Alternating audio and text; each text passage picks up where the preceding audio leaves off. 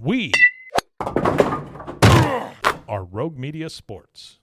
Rack your look for spring at Nordstrom Rack and save up to 60% on brands you love. Rag & Bone, Vince, Marc Jacobs, Adidas, Joe's, and more. Great brands, great prices every day at Nordstrom Rack. Score new dresses, denim, sandals, designer bags, and sunglasses, plus updates for the family and home. Get your spring on for less, up to 60% less, today at your Nordstrom Rack store. What will you find? At Amica Insurance, we know it's more than a life policy. It's about the promise and the responsibility that comes with being a new parent. Being there day and night, and building a plan for tomorrow, today. For the ones you'll always look out for, trust Amica Life Insurance. Amica. Empathy is our best policy. It is the Doomsday podcast, and we're only about an hour after this Cowboys 1916 loss in Houston. It is truly Doomsday for the Cowboys, and a game that they hung around, and really seemed to be in position to win. They find a way to lose that game late, and Ed Werder joining me from our Colorado studio. And Ed, this was a this is a rough one. This is one that you just wonder if this team they desperately needed to come out of this stretch at 3-2. And speaking of stretch, by the way, we'll have Glenn Stretch Smith later in the program giving out his grades. But Ed, this comes down to, there were some unbelievable goal line stands by the Cowboys. There were some plays made. I've never heard Chris Collinsworth ooh and ah about a game like this. I mean, it was like, honestly, he'd never seen anything like some of the hits that we saw in that game. And it was there were a lot of crushing hits, a lot of excitement. But Ed, it comes down to about 5.5 minutes left in this thing. It's in overtime, and the Cowboys are sitting there 4th and 1 at the Texans' 41-yard line, and Jason Garrett decides to punt. What were your thoughts at the very moment, and then now the way it's played out? Where are you? Well, I think two things. Last week the Texans were involved in an overtime game against the Colts, and the Colts head coach Frank Wright went for it deeper in his own territory and had greater distance to get the first down. I think it was 4th and 6. But it was also in overtime. He didn't get it, and the Texans won that game in overtime. And then this week, the Cowboys head coach, Jason Garrett, has an opportunity on 4th and less than 2, probably 1.5 yards. They built their entire team around Ezekiel Elliott, who leads the league in rushing, and around an offensive line that's among the best in football.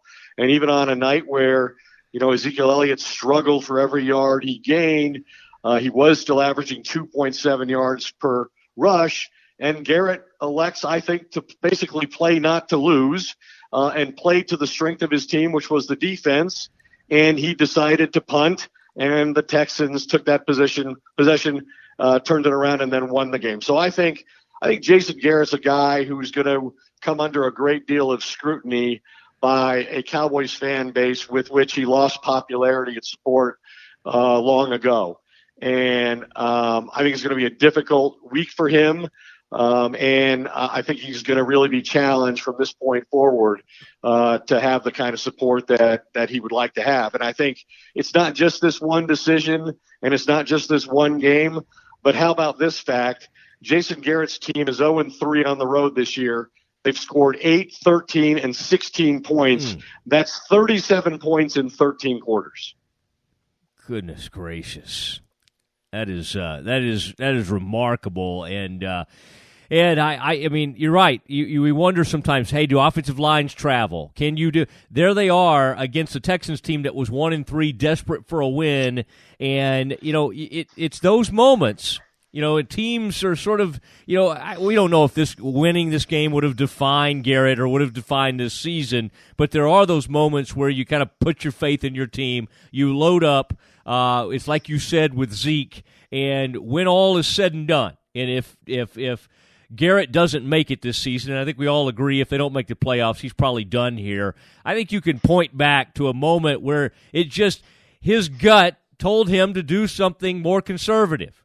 And my thing on this, Ed, I hear your point about, okay, yeah, play to the strength of your defense. But, we've seen more ties this year in overtimes. It just, to me, it looked like such a meek type situation. It wasn't like Reich. They weren't on their own side of the 50, and they were on the 41-yard line. The defense had been belling them out all night, and the truth is, there they are. Everything sort of hanging in the balance, and 5.5 minutes left. So you're going to basically have to go 3 and out with Houston, which that hadn't been happening a lot. You're going to have to 3 and out them to get the ball back and have a chance to do something. So it just, in the way the overtime rules are now, to me, they were trying to set up these rules to get coaches to be more aggressive. And in some ways, that's happening in the NFL. With Jason, it didn't tonight, and we see what's happened with the Cowboys. And we also saw, Ed, what happens when you have a great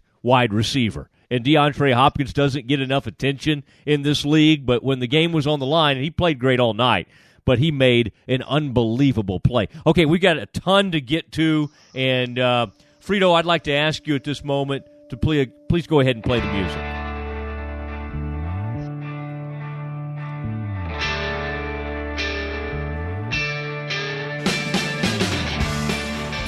And it is that Doomsday podcast, and Ed Werder, so many different directions to go in this one. I think, and we'll get to hear from Glenn Stretch Smith here in a little bit, and he'll give his grades on all facets of this team.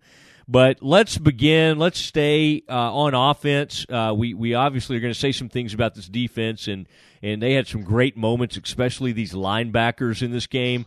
But the late moment was not good, and they put the game in the defense's hands, and the defense couldn't get it done there at the end. But, Ed, this team, you and I sat down and had an exclusive 30, 40-minute interview with Scott Linehan. He seemed to be, unless he's just a good actor, he seemed to be genuinely excited about having a sort of a different cast of characters at wide receiver. They were going to be interchangeable. They could do different things.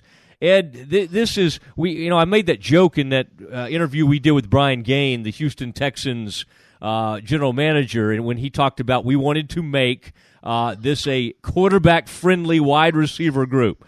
Ed, I think we had further evidence tonight of this group being quarterback-unfriendly for Dak Prescott. Look, I think here's the reality that the Cowboys are facing right now. In this game tonight, the team with one receiver defeated the team with none. DeAndre Hopkins finished the game with 9 catches for 151 yards. That's surpassed by 71 yards the total number of yards gained by the Cowboys wide receivers as a group. In fact, the 49-yard catch and run that Hopkins made in overtime that set up the game-winning field goal, that was more yards on that one play than any Dallas wide receiver compiled during the entire 5-quarter game. Cowboys receivers, 6 catches, 80 yards compared to DeAndre Hopkins, 9 for 151. It's a team that really has no offense. In this one game, their only touchdown was a result of the Jordan Lewis fumble recovery. They had to go 5 plays and 16 yards for their only touchdown, and that was a Dak Prescott throw to Allen Hurns.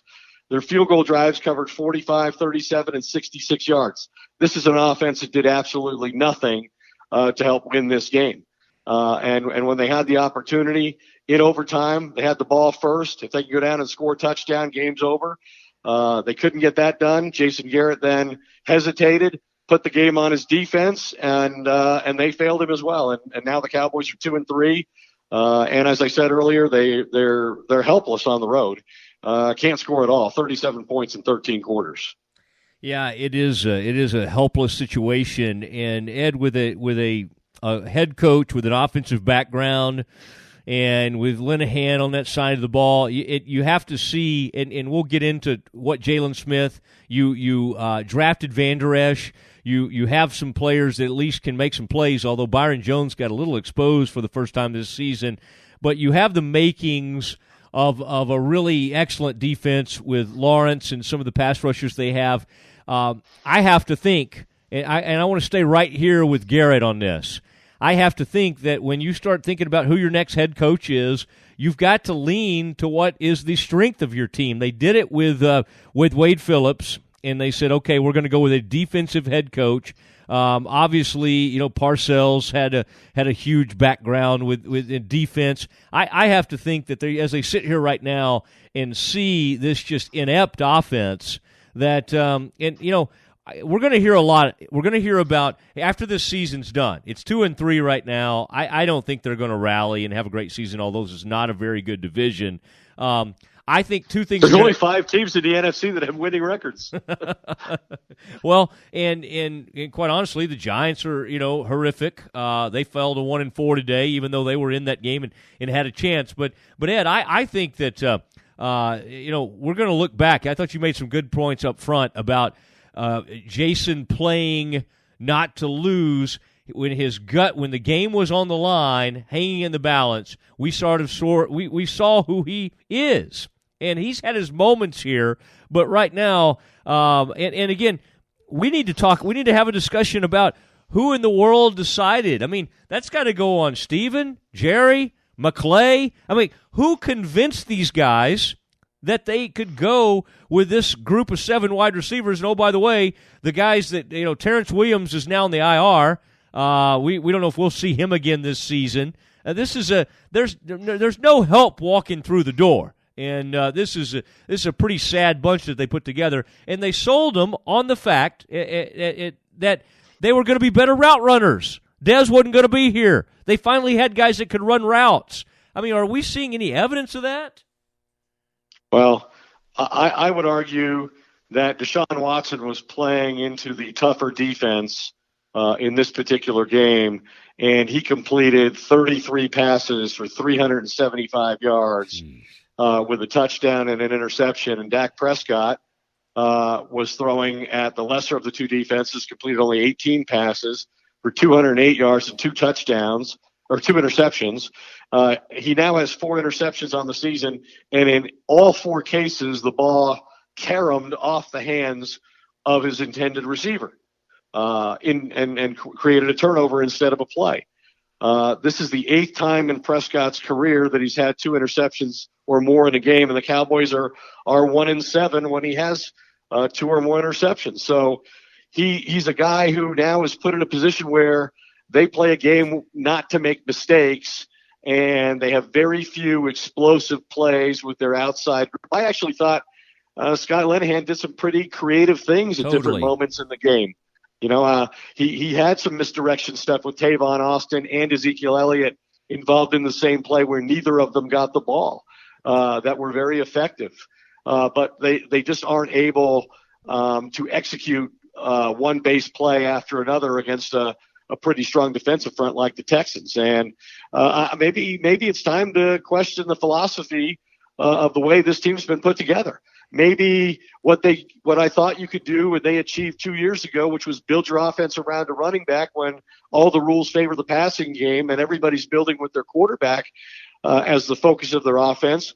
The Cowboys did something different and tried to go back to their glory days and build it around the running back with Ezekiel Elliott as a 4th pick and a great offensive line and play great defense, and that's enough. And maybe in today's game that just doesn't work anymore. Yeah, they may have been passed by. Ed, this is one of those games that there might have been some people out there. I hope they weren't out there betting on the Cowboys. But, Ed, this is something I've been kind of hinting at, and I'm excited about this. When you talk about betting in this world, the folks at MyBookie is a name that comes up a lot, and they're incredibly reputable, been in business for years, have great reviews online, and their mobile site easy to use. And one of the important things, when you use MyBookie, you win, they pay. They have in-game live betting, the most rewarding player perks in the business. And for you fantasy guys, Ed, you've been in fantasy before, you can even bet the over-under on how many fantasy points a player will score each game. I think if Hopkins ever lines up against the Cowboys again, you want to bet the over on his fantasy points. Here's how you do it. Join now, and MyBookie will match your deposit dollar for dollar. Use the promo code Doomsday to activate the offer. Visit MyBookie online today. That's MyBookie. And don't forget to use the promo code Doomsday, DOOMSDAY, when creating your account to claim up to $1,000 in free play. You win, you get paid. All right, Ed, say welcome. Do we know what their odds are yet on Jason Garrett finishing the season as the Cowboys head coach? Has that been established? That'll be. I think right now it's 2-1 odds that he's fired. But I'll check my bookie later tonight. I look forward to that. Yeah. But I look forward to it. Yes, we want to welcome my bookie into the Doomsday family. Now, Ed, before I jump over on the defensive side of the ball, and we got to get to Stretch here in a minute, obviously. Anything else on the offensive side you want to address? Well, I would just say that I thought the Cowboys had a real advantage going into this game offensively in that they were playing against the same scheme 2 weeks in a row. They played the Lions last week, and Matt Patricia is the head coach there. And he, like Romeo Crennel, the defensive coordinator of the Texans, both coached defense under Bill Belichick in New England. And so I thought the Cowboys would have a much better sense of how to attack the scheme, if not maybe the personnel, because I believe they've played the Texans fewer times than any other opponent in the entire league. And so they may not be very familiar with a lot of their personnel and how to exploit them, but they would know how to play against the scheme because they were going to play, as it turned out, 5 additional quarters against the scheme they just played against for 4 quarters a week before.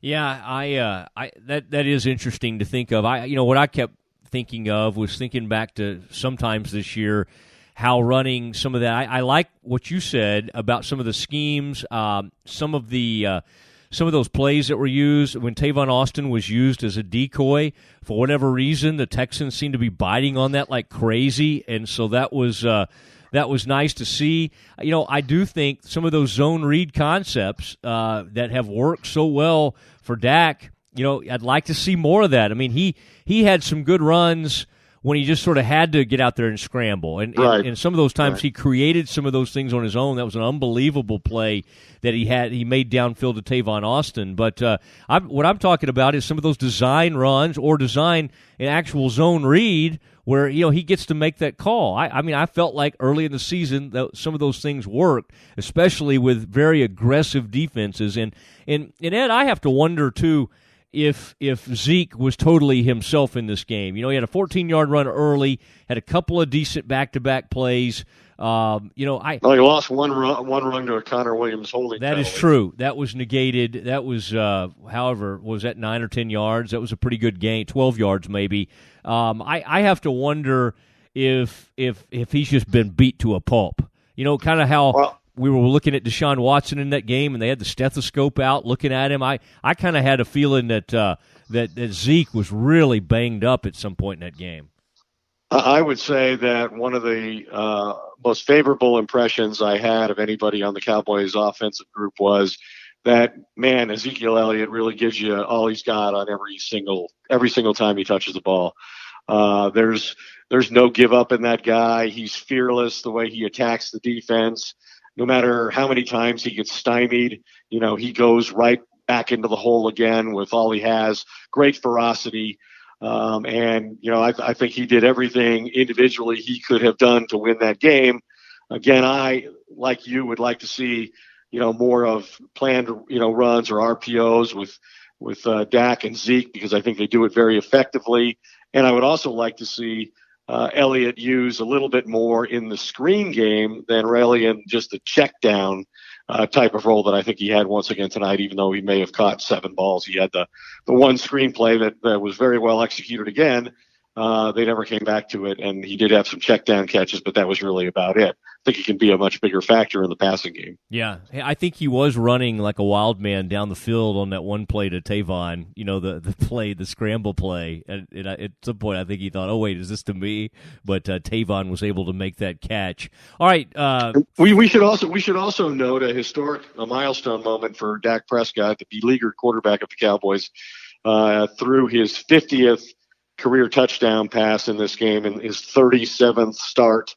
Only the beloved Tony Romo reached the 50 touchdown mark faster than Prescott in terms of games because he did it 24. But we should probably note that Romo also had the luxury of spending 3 years on the bench, observing that Prescott didn't have that opportunity. But congratulations to Dak Prescott on a meaningless accomplishment tonight.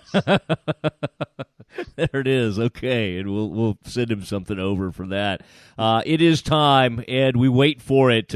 He's a very angry man as he's just finished his TV work tonight, and he's going to grade the Cowboys. I have already been tipped off. There is a lot of anger toward these wide receivers. Let's do it. It's time for Stretch Marks with Glenn Stretch Smith, Cowboys' former scout and coach. But first, let me tell you about Hodges Capital, and you guys do an incredible job. They've been great partners to the Doomsday podcast, and they started out with equity funds and been unbelievable for the past, 25, 30 years, and it was called the Hodges Fund. It's now Hodges Capital, and they do an amazing job, and I'm talking high wealth folks. I'm talking folks that just want to get their retirement right, and one of the great things you see, Craig Hodges, he'll pop up on CNBC, and he's always interviewed by all the big dogs when they're looking, hey, where should I put my money? And that's one of the great things is what they've been able to accomplish over the years, and Don Hodges helped get that thing started with Craig.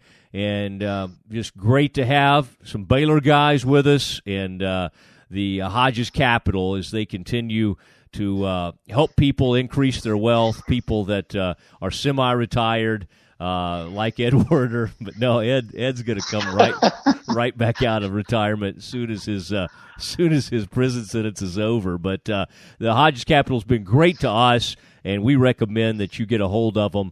And they've got one of the most gorgeous offices I've ever seen. So I go see them over there on Maple and Hodges Capital. Great to have them.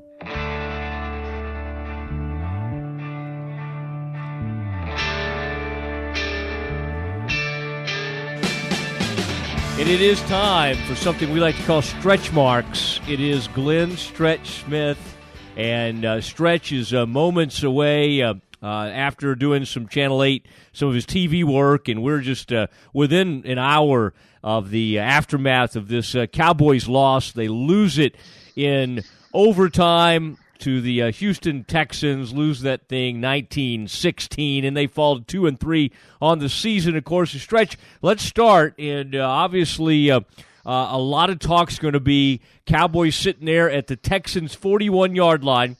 They have a 4th and 1. There's about 5 minutes, 45 seconds left in the overtime, and they elect to punt. What was your feeling in the moment? And now that you've had a couple of minutes to think about it, where are you on this? Well, I think what you're forgetting to talk about, and just let me jog your memory a little bit, was just 3 plays before that, Zeke has to come out of the game because he kind of tweaked his ankle. He catches a ball in the flat, gets up, and they get into a third very manageable 2. He picks it up, but when he picks it up, he tweaks his ankle, had to come out of the game. So when he had to come out of the game, I think it really made Jason Hay kind of rethink where they are now. Keep in mind, the Texans were stunting and stemming guys around all that long, so they were getting you into some minus plays. I'm talking about minus plays because they were moving Clowney around up and down the line of scrimmage and getting and shooting gaps. They were not afraid of anything that you could even possibly do to them on the outside, so they outnumbered you all night. They were not going to let Zeke beat them, and so I just think that your chances in that football game right there, your defense is playing good.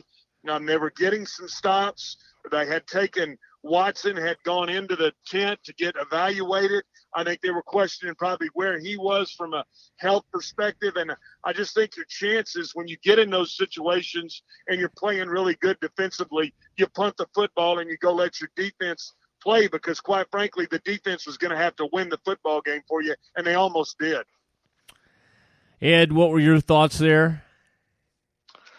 Well, it's an interesting scenario because we know that last week the Texans won in overtime after Colts head coach Frank Reich chose to go for it. He was aggressive, and he was 20 yards closer to his own goal line than the Cowboys were in this particular situation. He was on about his own 42 and hadn't crossed midfield yet, had a longer distance to go. I believe it was 4th and 6. And Frank Reich's been criticized all week for his ambition and going for the win. I think what Jason Garrett was doing at that point was playing not to lose the game.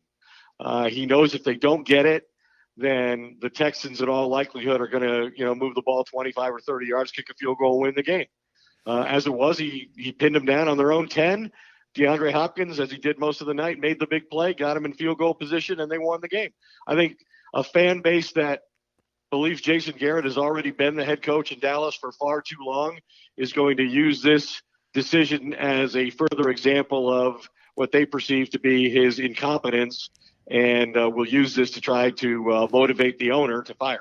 I think you're you're dead on about all of that, and no matter who was banged up. I mean, earlier in the game on 4th and 1, they had tried with they had done the quarterback sneak with Dak, and I barely got it. So I know there's different ways to look at this, but the fact that they punted and then lost this game, this is further damage to Jason and everything. Let's start hitting some of the offensive, and we got Stretch, who can be a harsh grader at times. I think the mood he's in right now, I think he's going to be tough on this offense. Let's start there. Stretch, let's start with I know what you're kind of ready to talk about, what you're burning up about. This group of wide receivers, what did you have on them this evening?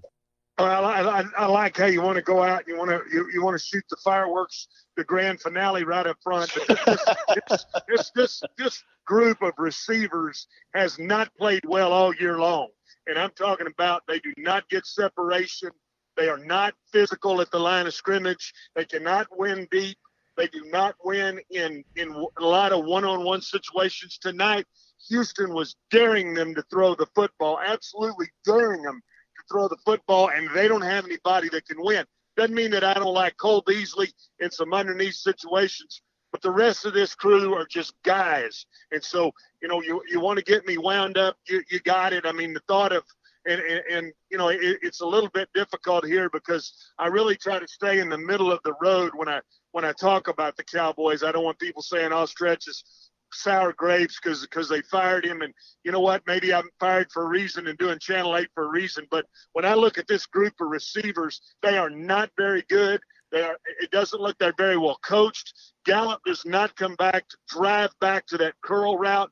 You've got a quarterback who is getting the crap knocked out of him. You've got to go make a play in those situations. Not only am I giving the receivers an F, I'm giving the receiver coach an F also. There it is. And Sanjay Lau is assigned an F by Stretch, an F for the wide receivers. I thought Stretch would be giving an F to anybody associated with the decision to keep this group of receivers and release Des Bryant. Well, and I'm going to give that group an F too. Now that you got me fired up, all right, Ed. Who else you want to give a damn F to over there? We can get somebody answering the phone tomorrow and even thinking about wide receivers. But I really did not think this team would miss Dez. I really thought that when you saw the decline of Dez's play, I'm saying that because I don't know that he has ever come back from that. When he had that Jones fracture in his foot, he never really showed me the Dez that I saw the first 2 years. But right now, Dez Bryant, if you or your agent are listening, would you get on the phone first thing tomorrow morning with Will McClay and see if they'll bring you in, brother, because you're better than what they got right now. Yeah, I agree. And the Cowboys at this point seem to have too much pride to even think about that. But we'll continue to hear Jerry answer the question. And by the way, guys, I would just add, this Texans secondary has been decimated with injuries. Kayvon Webster goes out early in this one. Sharice Wright was in there. He's a veteran they got a rookie safety, third-round pick, Justin Reed, that's playing. They lost Kevin Johnson, their best corner, Correct. week one. Yeah, and the other starting quarterback, Colvin, just went out and he may be out for a good while. And then Jonathan Joseph, a veteran, has been getting burned all year. And this is the group that the Cowboys, and quite honestly, the only time they made that huge chunk play, well, they had two big chunk plays. The tight end got loose early in the game. Two tight ends got loose. You had Rico Gathers. That was a very exciting time of the game for me.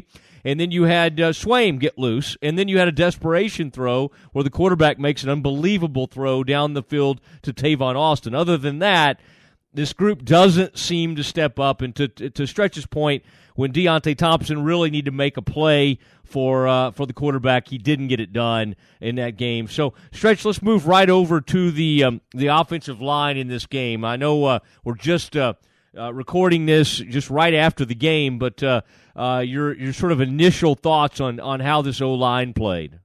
Well, again, when Houston and Romeo Crennel devised a pretty, I thought, well-devised game plan, defensive schematically wise, what they were doing. They were moving and stunning Clowney. They were moving their guys around. They were going to blitz. They were not going to let Zeke Elliott beat them. So, to try to grade them fairly, this is a tough grade. And let's just say it was a very tough test. But right now, at best, I can give that group a D. The quarterback was under pressure all night. You would think, even though that line is stemming and stunting around, you've got to hit. You've got to find some creases and make them stop doing that. And the way you make them stop doing that is you continue to hammer the football at them. But, it was like tonight, if Scott Lanahan didn't design it exactly right, they weren't able to move the football. And that flows to the offensive line, because what should be the strength of this football team is a physical group. And they flash at times and do some great things. I mean, I look at Tyron outside and I see him really handle. I mean, there were times Clowney was almost in a what you would call a 9 technique. I mean, very wide outside of the offensive tackle, and he still was able to step out there and get his hands on him. Now, there was a couple of times that Clowney stepped inside and beat him too, and that happens. But I thought Tyron did a great job. I thought Zach Martin did a great job. But overall, as a group, they did not play well together, and I got to give them a D. All right, and let's look at let's go ahead and look at the quarterback, Dak Prescott, who continues to have some accuracy issues and took some punishment, ran the ball a little bit, but what did you have on him? Well, I think he plays well enough to win. I mean, when you see him, they're not confident in throwing the football outside the numbers. However, in the one critical situation, he throws the ball to Tavon Austin outside on a comeback route. Tavon Austin can't hold the ball through the catch. Now, he had 2 interceptions. Both of them were tipped by his receivers. And I understand when you're running that big route inside, sometimes it can be at 12, sometimes it can be at 14. But you got to have receivers to go make plays for you. I don't put that directly on the quarterback. I think this quarterback is tough. I think he ran. They had some designed quarterback draws tonight. He ran the football up in there tough. I think he runs the clock. He understands this offense. Made a great throw on the touchdown to Hearns. So, I've got to give him a B. It's very hard for me to ding him accuracy-wise when he's got receivers that he doesn't know where they're going to be, nor does he know when they're going to be there. Well, and that was the whole justification for making the changes that they did at the wide receiver position, which was, Stephen Jones said Dak Prescott's like Troy Aikman from the standpoint of, he wants receivers who are, going to run precise routes. You're going to be where they're supposed to be, when they're supposed to be there. And you're saying we're not seeing that. And I think that's exactly right. We are not seeing that. And so I'll go back to you. And if you're trying to throw a little gas on the fire, you can do it. But whoever brought these receivers in here, whoever stood up and wanted this group, they got to be held accountable. And at some point, I think, you've got to, this could really, I do think that this could be Jason's undoing, the fact that they've kept a group of receivers that, is a bunch of overachieving guys. I mean, Jason's got a bunch of guys that are just like him playing wide receiver. I mean, they're overachievers. All right, and Stretch finally on the offense, running back Zeke was obviously, as you said, was kind of banged up late in that game. Actually, early in the game, he had a little bit of a struggle. We knew last week he was kind of fighting several nagging injuries, including an ankle. What did you see out of him? Well, he ran the ball hard. I thought he did a really nice job in protection a couple times. I mean, that's where he's really good. He catches the football. You've got to have some place to run the football. And tonight they didn't do a great job up front. Hard for me to ding him on that. I'm going to go with giving him a B. I tell you, I was impressed though with the tight ends. I mean, I know you've been on, you've been on gathers, and I like that Lanahan put the 3 tight end package in. They were successful doing some things. They designed a corner route to gathers that he was able to get open. Jarwin made a play. Swain made a play. So, tight ends wise, I'm gonna group them in there with the running backs and give them a B. They played good enough tonight to have a winning grade. Certainly seemed like it, and to your point, Swain went down there and plucked one off the ground, which was an excellent catch by him, and those are the kind of plays that a guy like Dak needs when his passes aren't always in perfect placement. Now let's go over to the defensive side of the ball, and listen, Stretch, I got to give you credit. You have been slow to embrace this whole Byron Jones era at cornerback, and though Pro Football Focus and others have ranked him very high, and sometimes they don't throw at him. Tonight, Deshaun Watson didn't have any problem throwing at him, and DeAndre Hopkins ended up having a well of a ball game and ends up with over 150 yards receiving, much of that directed at Byron Jones. Yeah, he I think he'll grow from that, and I've been the reason I'm hard on Byron Jones is. He hadn't gotten his hand on the football. He doesn't get his hands on the football a lot. And I thought he did some okay things tonight. He obviously got beat. He got exposed by a really good receiver. Their timing was really good. They were some of the things that Bill O'Brien did as far as cutting a split down and being able to throw some of those out cuts and do some things was well timed. Obviously, Deshaun Watson likes throwing that ball to him. There's a great feel there.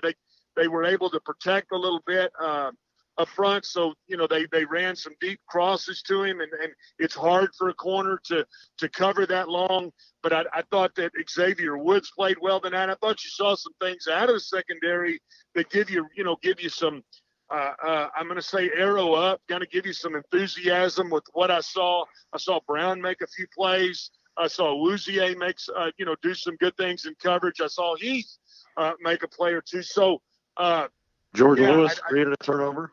Yeah, and great, good point. And I just think that I wasn't ready to jump on the bandwagon of saying, oh my gosh, we're back to having us a shutdown corner here in Dallas with Byron Jones. But I can't, that group played well enough tonight as a group. Again, as a group, they had a winning grade and a B there. The linebackers, a great job, guys. I mean, those linebackers, I was critical of the Vander Esch pick, and I guess I was because I knew what they had at receiver and the thought of Calvin Ridley sitting there and you taking him. But, boy, you see him tonight. I mean, he made some plays tonight. Now, he got exposed a little bit in coverage when they ran those out cuts a couple of times, but that's the only place I can ding him. I mean, he can really run, and I saw him run underneath a reverse one time. He can read and recognize. He's obviously a smart kid, so the linebackers got a winning grade as well and a B for both. Jalen Smith was terrific. Exactly. He was flying around. I mean, and he's played that way all year. So this group tonight, along with the secondary, played winning football, and you should have got a win out of that. And I'm sure defensively they're thinking the same thing. This group is playing well. All right, let's look at the defensive line. I noticed 99 Antoine Woods actually made some plays tonight, and he was sort of getting some penetration. Certainly wasn't a huge game for Lawrence, but what did you see from that line? And actually a couple of plays made by Crawford I noticed as well behind the line. What did that overall? What did you think? Because Watson was able to move. I mean, they obviously he got beat up badly, but he was able to kind of hang in there and make the throws he needed to make. Yeah, pass rush wise, I didn't think that Dallas was on their A game, and I'm saying their ends, Gregory, Lawrence. I mean, they Taco. And Taco got a little dinged. I am looking for David Irving to come back into this group. I think they need that rotation. You mentioned the inside guys, Crawford and Woods did a very nice job against the run. I thought the ends did a nice job against the run. Now, Dallas has been able this year, up until this game, to get some pressure, bringing 4 and 5. This game, they were not able to do that, and it gave Watson a little comfort level that he could keep plays alive. Now, he's great with his feet. I mean, you see him. The rush does not bother him. He keeps his eyes down the field, and he is a tough kid. But overall, you got to give the linebackers, the secondary, all of those guys, in my mind, got a B and a winning grade.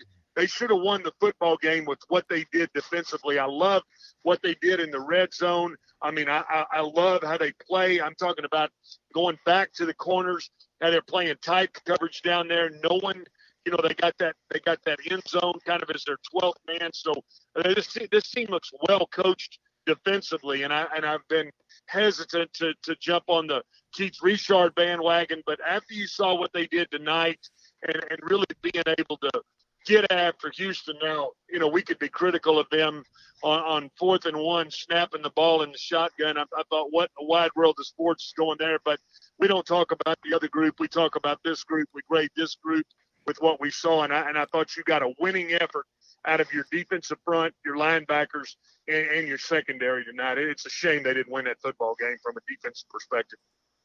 What Stretch? Last thing, what did you make of the biggest play of the game on offense for the Texans? The what Hopkins did and making that huge play and all the twisting and turning he was able to do on that play. I know Brown started out on him on that play. Was that just a guy making a superhuman type play, or guys taking bad angles? What did you kind of make of that big play? I thought that they ran that kind of that reverse look to try to get the safety and Heath out of the middle of the field, and they did. And when they did that, they were able to protect. And any time, again, that you're able to run those deep crossing routes and your protection can hold up and you can get him across there, it's very hard to cover that far down the field. And so, it was a great throw and it's a great play. I'm going to tell you from a coaching perspective, it shouldn't have come down to that, to winning and losing that football game. It really shouldn't. Dallas had other opportunities, and it's unfortunate that play, was so magnified. But when the margin for winning and losing is razor thin like it is, and you don't have receivers making big plays for you, it comes down to you're looking at the defensive backs and saying, damn, why didn't you cover him all the way across the field? And I can make a case that, Hopkins is one of the best receivers in the league right now, and I think they added a test to that as well.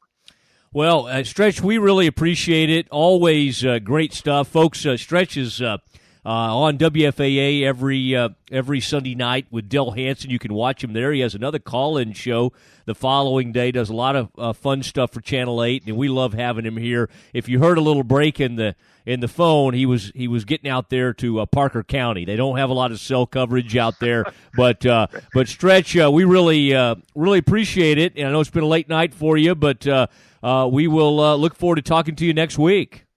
Okay, guys, have a great week. Thanks, man. Thanks, Stretch. Appreciate you, buddy. There he goes, Glenn Stretch Smith on Stretch Marks. And there it was, Stretch Marks. And Ed, let's talk a little bit about where we ended it with Glenn Stretch Smith. Always happy to have him on there.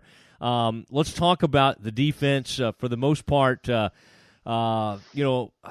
there were some solid moments. I think, Ed, the best moments for this defense occurred in the red zone, and I don't know, part of that might have been ineptitude by Bill O'Brien and some of the execution from the play calling from the Texans, but right there before the half, for the Cowboys to be able to stone them down on the 2-yard line. And Jalen Smith, I thought about, Jalen's been a guy that's come on Doomsday with us in the past.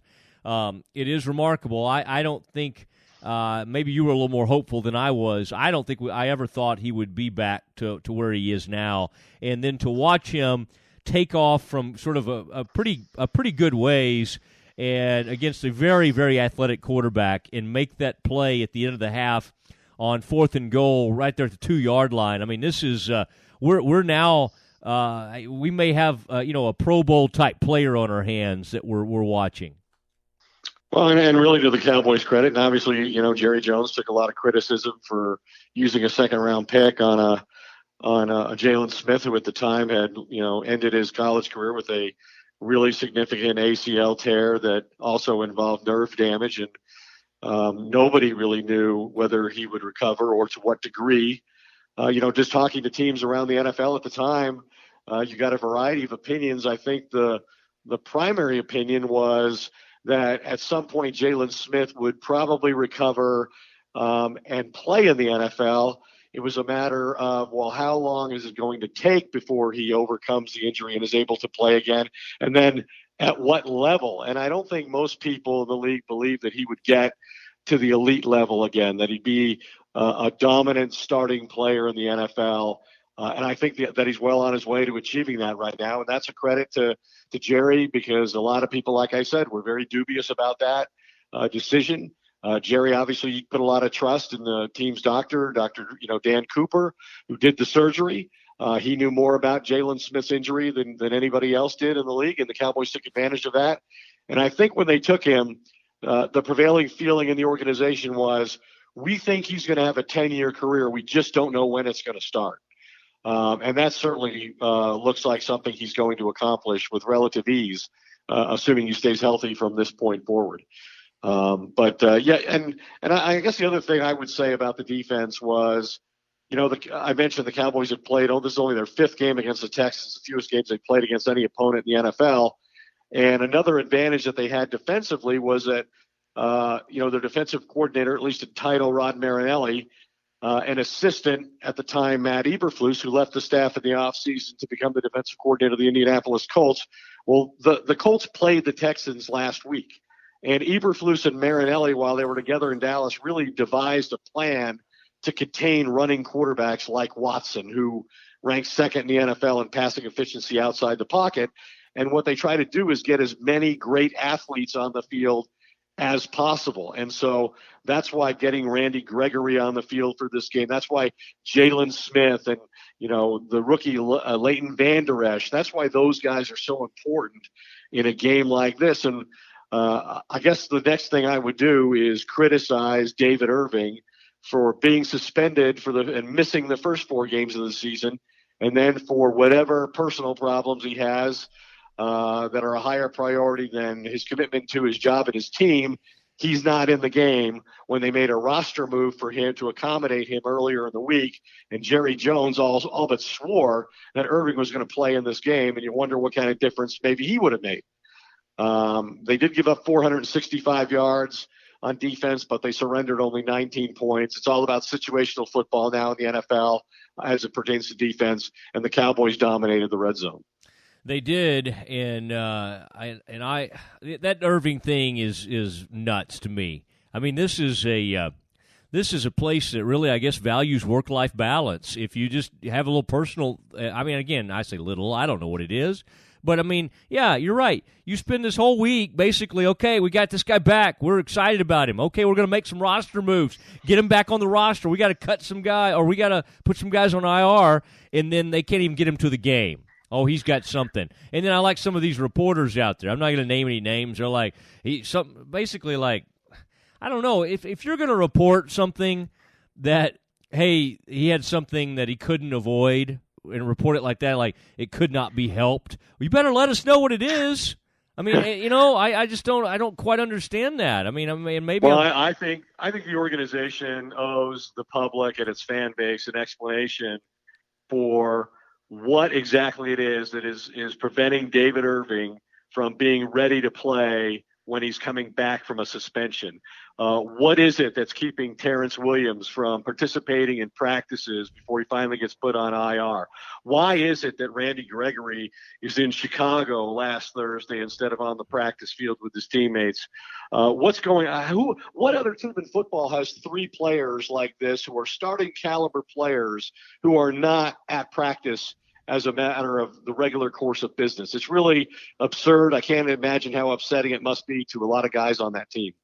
Yeah, I'm with you on that. Now let's discuss a couple more aspects of this defense. And Byron Jones has had a really nice season. And now, some of the times tonight he was draped all over Hopkins. I mean, Hopkins and Watson obviously have a great connection. Hopkins put up great numbers with horrible quarterbacks. Now that he has a good one, it's pretty amazing to watch. But, boy, they did not shy away from going to Byron Jones. I would say that 153 yards, whatever it ended up being, at least 100 of it seemed to come right over there at Byron Jones. And so, this might he's had a good season. This might have been a little bit of a wake-up call for him. People have been shying away from him. Deshaun Watson didn't shy away from him at all. Well, and it was a little perplexing as to why the Cowboys didn't provide, Byron some help, maybe double cover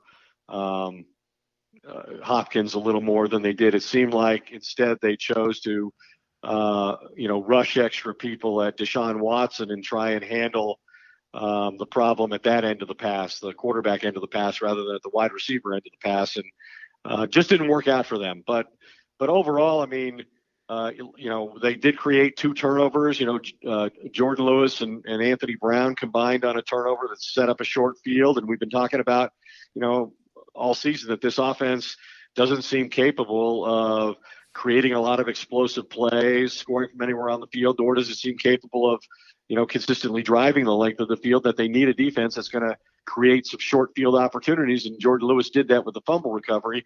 And as it turned out, that resulted in the Cowboys' only touchdown of the night.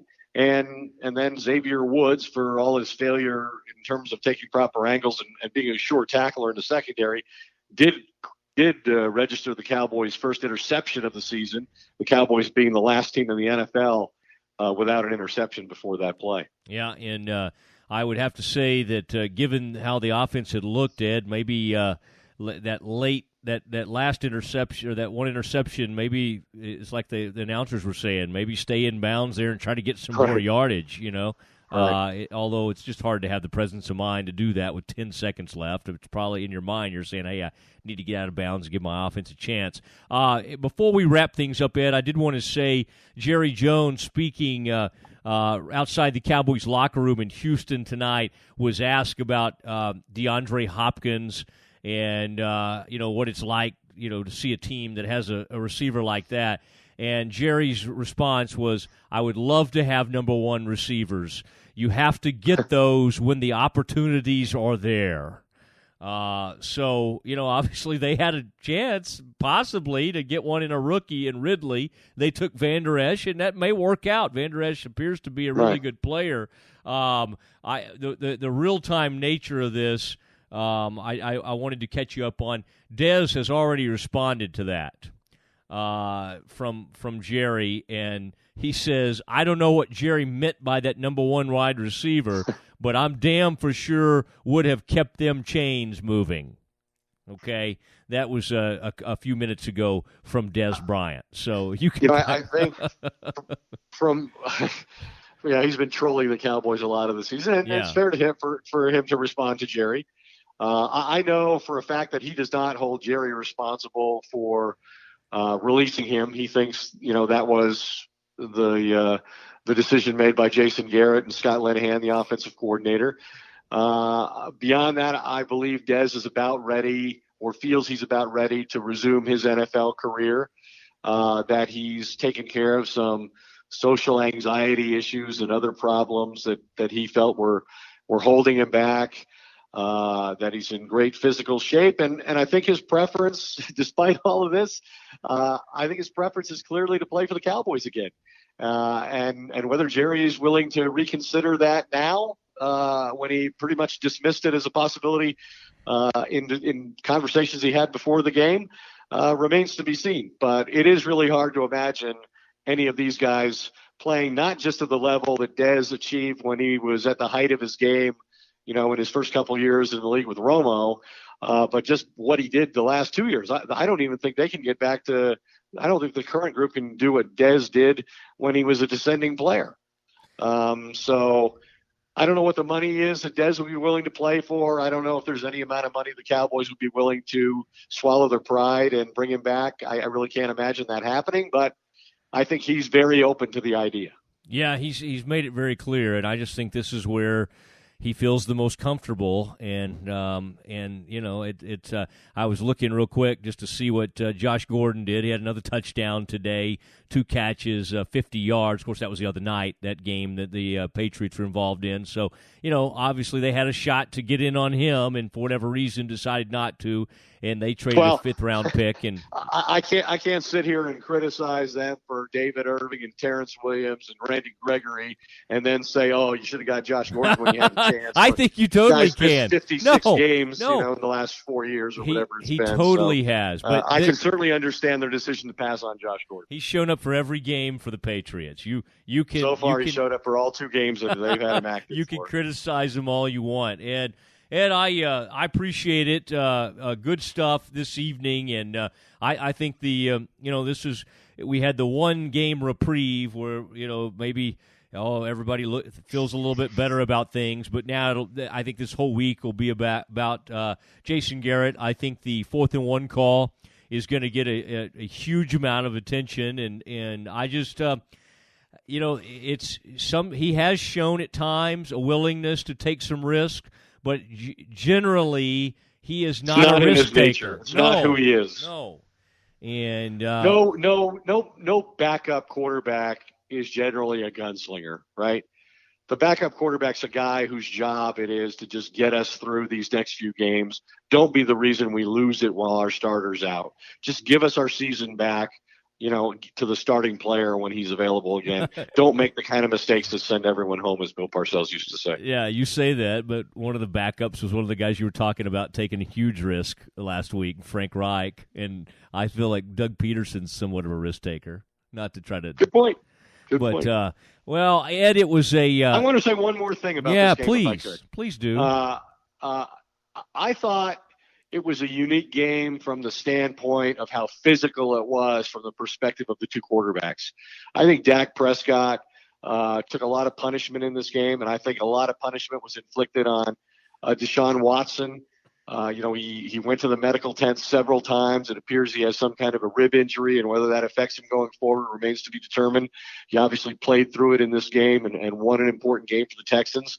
But I don't recall. I don't think this was one of those games where there were a lot, maybe not any, roughing the passer calls, despite how physical a game it was at the quarterback position. I think that's kind of what maybe Chris Collinsworth was alluding to about his fascination and how attractive a game this was because the officials really let a lot of stuff go, and it was kind of an old style physical football game. Yeah, that's an interesting point. But even when J.J. Watt went in there and hit Dak a little after he had released the ball, did you notice he sort of was able to contort his body a little bit and not land directly on top of that? It. Should have been roughing the passer just because he hit him after the ball was out. Maybe so. I mean, I'm still not used to that because those guys are so. But maybe so. I think it's hard to pull off. But I think the reason it wasn't, if he had just stayed on top of him, it would have been called. There was a call today, Ed. You'll this will come to mind with you. There was a call today where somebody literally went in and hit somebody around the waist. As they. Oh, yeah. I think, did they still have the ball? I don't think the ball had come out yet. It was in the Eagles game, wasn't it? Hit him around the waist and dropped down to his ankles. They called him for roughing the passer. Just kind of slid down. Yeah, and they called. He didn't try to go low. He went right in at the waist, and it's really impossible. And for some reason, it's like they're the bane of Aikman's existence right now. They all seem to happen in his game, like the big ones, and that was another one. And I think he's really he's really disgusted with it. But he made the point today. He was like, I don't like this, but if they had been, I would have played longer. It would have extended my career had I been able to play with these rules. We should probably stop talking so that Frito can get this out there to the good people who are anxiously awaiting its availability. Well, if you want to stop talking, you can. I'm gonna go on for all a right, little well, while. You go ahead. Yeah. But hey, everybody, thanks for being a part of this. This will join us on all your different ways that you experience podcasts, and check out our Facebook page. The Doomsday Podcast Facebook page has become a place, and then Frito's doing an incredible job with our website. Frito is at the doomsdaypodcast.com. And then other areas you can reach us. We do have a YouTube channel. How do they find that? Just Doomsday Podcast YouTube channel. So we're really kind of everywhere you could possibly look. Ed, good. Have a great evening, and can't wait to get you back in Dallas for one of these episodes. I'll be in the studio next week with you, buddy. Awesome. There he goes, Ed Werder. I am Matt Mosley from Frito Nation Productions in far north Dallas. It is Matt Mosley. Good night, everybody.